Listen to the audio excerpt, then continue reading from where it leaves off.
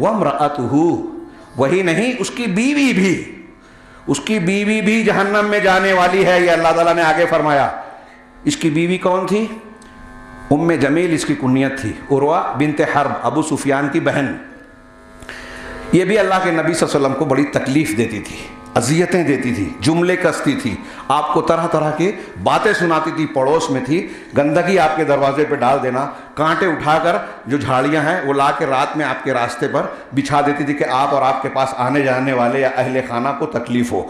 हम्मालतल हतब, उसकी बीवी भी जो कि ईंधन को ढोने वाली है। अब इसके कई माना किए गए हैं। कुछ लोगों ने कहा कि दुनिया में ये जिस तरह से कोई लकड़ियाँ या ईंधन की लकड़ियाँ, हतब कहते हैं जलने वाली लकड़ियाँ, कुछ लोगों ने इसीलिए तर्जुमा बराह रास्त ईंधन किया है। तो ईंधन को यानी लकड़ियों को उठाकर लाने वाली, जिस तरह कोई नौकरी करने वाला या लकड़ियों को काट कर गट्ठा उठाकर लाते हैं, वैसे ये गट्ठा बनाकर लकड़ियाँ लाती थी। और मूंज की, जो खजूर के पत्तों के जरिए से बनाई हुई बटी हुई रस्सियाँ होती थी, उसके जरिए से बांध कर लाती थी। हम्मालतल हतब, ये लाकर कांटेदार झाड़ियाँ उठाकर लाती थी गट्ठे बनाकर, और नबी करीम सल्लल्लाहु अलैहि वसल्लम के घर के सामने रास्ते में बिखेर देती थी। एक ये माना। एक ये कि ये ग़ीबत चुगली करती थी, चुगलियाँ करती थी, किसी की बुराइयाँ बयान करते फिरना। नबी करीम सल्लल्लाहु अलैहि वसल्लम की बतौर ख़ास मक्का के लोगों में बुराइयाँ बयान करती थी। तो यहाँ ये मजाजी माना में होगा, ये अरबी का मुहावरा है कि ईंधन, जैसे किसी के खिलाफ आग भड़काना हम बोलते हैं ना, कि उसके खिलाफ उसको भड़काया, तो ये लोगों को भड़काती थी। हम्मालतल। तीसरा माना एक ये बयान किया कि क़यामत वाले दिन, ये सहाबाए कराम से साबित है कि जहन्नम में अबू लहब जब दाखिल होगा तो ये अल्लाह की तरफ से इस काम पर मामूर होगी कि ईंधन की लकड़ियां, वहां जहन्नम में पहले ही से दुनिया की आग से 69 गुना शदीद आग होगी। दुनिया की आग से कि 70 हिस्सों में से सिर्फ एक हिस्सा, जहन्नम की आग के 70 हिस्सों में से सिर्फ एक हिस्सा दुनिया में है, इससे 69 गुना ज्यादा होगी। और डामर, ये जिसको हम तारकोल कहते हैं, तारकोल से ज्यादा काली होगी, मौत नहीं आएगी। हाँ, जहन्नमियों की खालें 70 गज 90 गज गुनाह के एतबार से मोटी होगी, और जब भी खालें जल जाएगी नई चमड़ियां उस पर डाल दी जाएगी। लियाज़ुकुल अज़ाब, कुरान ने कहा था कि वो अज़ाब का मजा चखे। ये कोई मामूली बात नहीं होगी। उस पर मजीद ये बीवी जो है उसकी, ये लाकर ईंधन डालेगी। अल्लाह ताला क़यामत के दिन ये क्यों, ऐसा क्यों करेगा? ये एक सबक अल्लामा इब्न तैमिया ने कहा कि इसमें मुसलमानों के लिए बड़ी इबरत का मकाम है, तमाम लोगों के लिए, कि हर वो शख्स जो लोग एक दूसरे को गुनाह में ताउन देते हैं, हाँ, वो अजाब का भी शिकार होंगे साथ साथ। उसकी बीवी, अबू लहब की बीवी रसूलुल्लाह सल्लल्लाहु अलैहि वसल्लम की मुखालफत करने में और आपको अजियत देने में ताउन करती थी अपने शौहर का गुनाह के काम में। तो अगरचे ये कुफ्र और शिरक की बात थी, लेकिन अगर कोई मुसलमान भी, नतीजा अलग अलग होगा, अगर कोई गुनाह के काम में ताउन करता है, एक दूसरे की मदद करते हैं, तो आपस में एक दूसरे के गुनाह में शरीक हो रहे हैं। और जिस तरह दुनिया में वो गुनाह पर ताउन कर रहे हैं, देखिए अंजाम के तौर पर अबू लहब की बीवी को भी ये अंजाम दिया गया कि जब दुनिया में तू रसूल की मुखालफत में अपने शौहर का ताउन कर रही है, तो जहन्नम में आग भड़काने में ताउन दे रही है। हम्मालतल हतब का एक माना यह बयान किया, और ये इबरत की चीज़ है। तो हमको इससे ये भी सबक मिलता है कि शौहर हो या बीवी हो, अगर या भाई हो, बहन हो, कोई भी हो, गुनाह का काम कोई कर रहा है तो उसमें हमको मददगार नहीं बनना चाहिए। आज हमारे यहाँ गुरोही असबियत चलती है, इख्तिलाफात चलते हैं, बल्कि वो फला जमात का, हम फला जमात के छोड़िए, एक ही जमात के खानदान के लोग हैं, एक दूसरे से झगड़ा हो गया तो अब उसकी मुखालफत में मैं एक मंसूबा बना रहा हूँ, मुझे मेरा साथ देने वाले 4 खड़े हो जाते हैं।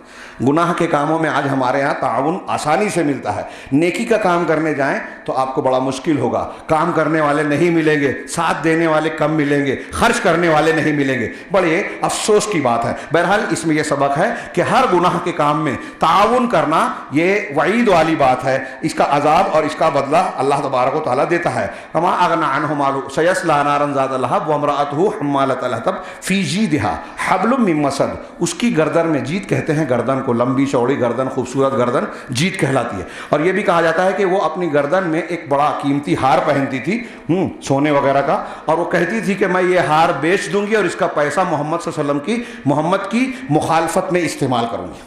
तो अल्लाह तबारक व तआला ने उसको यह अंजाम दिया। इसकी 2 तफसीर की गई कि उसके गले में मजबूत बटी हुई रस्सी है, मसद, इस सूरत का नाम भी मसद है और तब्बत भी कहा जाता है कि उसके ये मोंज की जो खजूर का पत्ता या उसकी लीफ होती है उसके जरिए से जो मजबूत रस्सी बनाई जाती है उससे मिसाल दी गई।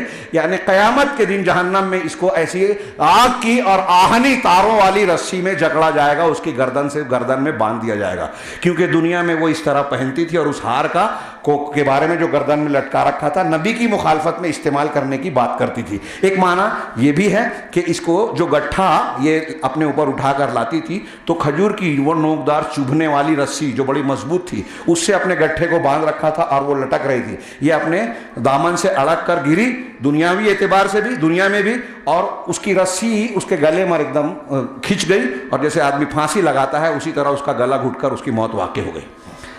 ये दोनों मियाँ बीवी का मामला और अंजाम ये हुआ। इस सूरत के नाजिल होने के बाद ये औरत अल्लाह के नबी सल्लल्लाहु अलैहि वसल्लम को ढूंढती हुई हरम में पहुंची। अबू बकर सिद्दीक के साथ आप मौजूद थे। अल्लाह के नबी सल्लल्लाहु अलैहि वसल्लम के बारे में उसने पूछा कि मोहम्मद कहाँ है, मैं एक कंकरिया और पत्थर लाई हूँ, वो सुना है कि उसने मेरी हज्व की है। अबू बकर सिद्दीक ने कहा कि नहीं वल्लाह उन्होंने आपकी हज्व नहीं की। अबू बकर सिद्दीक की मुराद ये थी कि रसूलुल्लाह सल्लल्लाहु अलैहि वसल्लम ने नहीं, अल्लाह ने नाजिल की है तब्बत यदा अबी लहब व तब। जब वो चली गई तो अबू बकर सिद्दीक के बगल में अल्लाह के रसूल मौजूद थे। अबू बकर सिद्दीक ने कहा कि अल्लाह के रसूल वो आई लेकिन आपको देख नहीं सकी। तो आपने कहा कि अल्लाह तबारक व तआला ने उसकी आंखों पर पर्दा डाल दिया था। फरिश्ते थे जो उसके लिए आड़ बन गए, दो अलग अलग रिवायतों में। यहाँ ये भी सबक मिला कि अगर हम और आप अल्लाह वाले बन जाएं तो अल्लाह हमारी हिफाजत करेगा। सिर्फ उम्मे जमील जैसी ख़वातीन ही से नहीं, बड़ी से बड़ी ताकतों से भी। इस उम्मे जमील ने उस वक्त कुछ अशार कहे, मोहम्मद मुज़म्ममन असैना, हमने मोहम्मद का माना होता है जिसकी खूब तारीफ़ की गई हो, और इसके बदले में ये उम्मे जमील ने आपको कहा मुज़म्मम, जिसकी मजम्मत और बुराई बयान की जाए कि मुज़म्मम है जिनकी हमने नाफरमानी की, उसके दीन की मुखालफत की और उनके हुक्म को हमने छोड़ दिया। ये उसके तीन मिसरे थे जो उसने कहा और ये बोल कर चली गई, ये उसकी मुखालफत थी। और यही सूरत नाजिल हुई तो बाज़ अहले तफसीर ने यह भी नकल किया कि अबू लहब के 3 बेटे थे। ये आखिरी बात मैं माजरत चाहता हूँ, 3 बेटे थे, उतबा, मुअत्तब और उतैबा। 2 मुसलमान हुए, उतैबा मुसलमान नहीं हुआ। इन दोनों उतबा और उतैबा की ज़ौजियत में अल्लाह के रसूल सल्लल्लाहु अलैहि वसल्लम की 2 बेटियाँ थीं, उम्मे कुलसूम और रुक़ैया। जब ये सूरत नाजिल हुई तो अहले तफसीर ने कहा कि उसने अपने बेटों से आगे कहा कि मैं तुम्हारा चेहरा नहीं देखूंगा, तुमको साथ नहीं रखूंगा जब तक तुम मोहम्मद की दोनों बेटियों को तलाक न दे दो। हाँ, तो एक बेटे ने, उतैबा ने, ये कहा, इसको शाम जाना था अपने बाप के साथ, कि मैं जाके मोहम्मद की खबर लेता हूँ सल्लल्लाहु अलैहि वसल्लम। और उसने नबी करीम सल्लल्लाहु अलैहि वसल्लम सीरत की किताबों में ये वाक़या जिक्र करते हैं। हाँ, और बाद मुफस्सिरीन ने भी जिक्र किया है, जैसे शेख साबूनी ने किया है। तो कहा नबी करीम सल्लल्लाहु अलैहि वसल्लम के पास गया और आपको बुरा भला कहा और कहा कि ए मोहम्मद, मैं वन्नज्म इज़ा हवा का इनकार करता हूँ और तुम्हारे दीन का रद्द करता हूँ, तुम्हारी मुखालफत करता हूँ।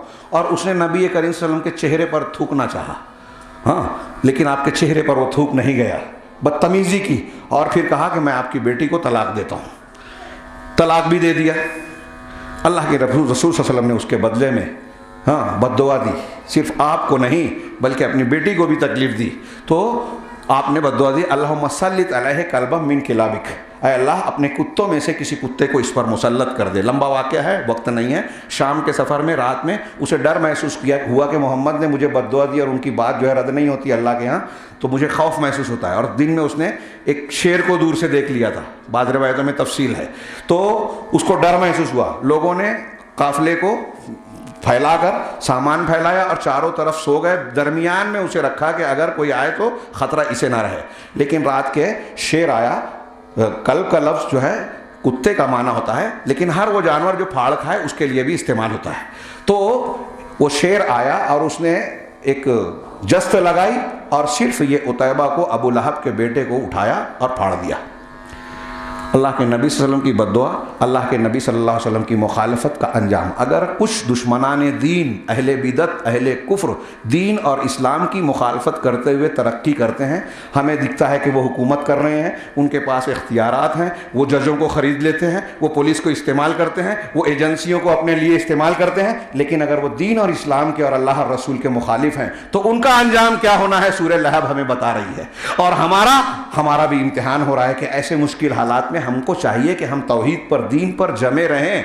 रोज़मर्रा की ज़िंदगी में, हमारे घरों में सबक, हमको हमारा इम्तिहान होता है छोटी छोटी बातों में। एक आदमी सही है, एक गलत है, सास सही है, बहू गलत है, बहू सही है, सास गलत है, भाई ये भाई सही है, ये बहन गलत है, और फला सही है, फला गलत है, पड़ोसी सही है, मेरा भाई गलत है।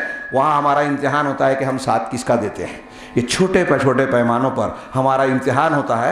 अगर हमारा इन उमूर पर अकीदा और यकीन है कि अल्लाह तबारक व तआला हमारे ईमान को, हमारे दिल को, हमारे अकीदे को देखता है, ये देखता है कि कौन अल्लाह के लिए जी रहा है और मर रहा है, तो इन सारे उमूर में वो चीज़ें नज़र आएगी कि आप सच्चाई का साथ देने वाले बनेंगे। आज इस सबक की बहुत ज़रूरत है। दुनिया में पढ़ा मालूमात बहुत है, लोग बड़ी बड़ी डिग्री वाले हैं, लेकिन उसूल पसंद ज़िंदगियाँ बहुत कम नज़र आती हैं। वक्त ज़्यादा हो गया, मैं उसके लिए माफ़ी चाहता हूँ। अल्लाह से दुआ है कि वो हमें सही दीन को समझने और उस पर अमल करने की तौफीक अता फरमाए और उसकी बरकत से दुनिया और आखिरत में कामयाबियों से नवाजे। हर किस्म के फितने और शर और अजाब से अल्लाह हमें महफूज रखे। अक़ूलु क़ौली हाज़ा व अस्तग़फ़िरुल्लाह ली व साइरिल मुस्लिमीन व सल्लल्लाहु अला नबिय्यिना मुहम्मद। बारकल्लाहु लना व लकुम फ़िल क़ुरआनिल मजीद व नफ़अना व इय्याकुम बिल आयाति व ज़िक्रिल हकीम। इन्नहु तआला जवादुन करीमुन मलिकुल मुकररम।